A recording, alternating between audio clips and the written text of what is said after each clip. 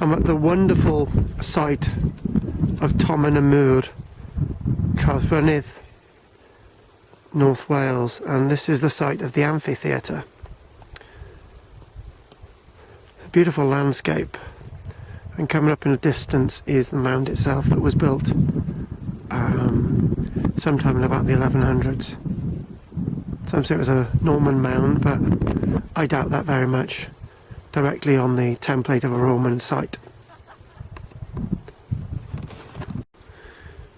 I'm actually at the fort now, and just about to raise the height of the Tomen Y Mur, and this is where one of the gateways would have been, but unfortunately it's more of a modern gateway now. And you scoot around and all these remains here are fairly modern from the 1700s.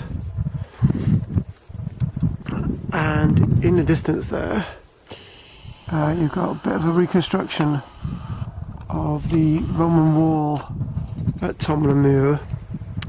So anyway, let's move on to the next bit.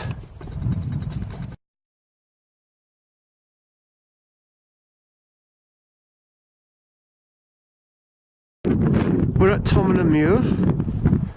This is the reconstructed section of Roman wall, and as we float up and we head to Tomen Y Mur, which is a mound itself that I'm very suspicious of the description when it actually mentions that this was actually constructed by the Normans.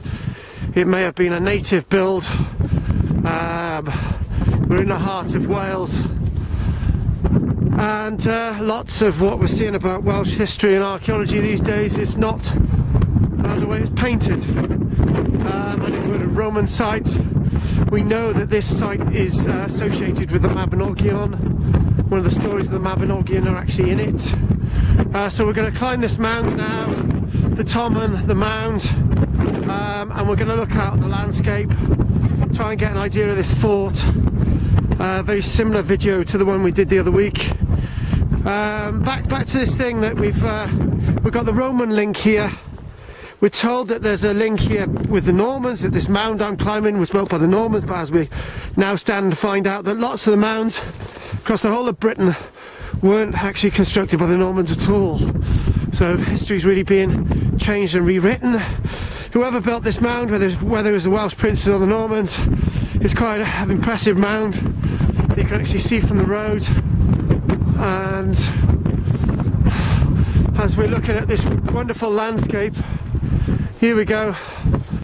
In the distance we're looking towards Gwynedd and the wonderful landscape that you can see some of the alignments of where the Roman wall would have originally been for this wonderful site.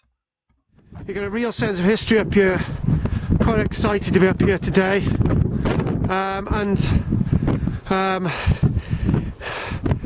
On the right there, you're following the wall as you go around, following around in the distance, all the way around the site.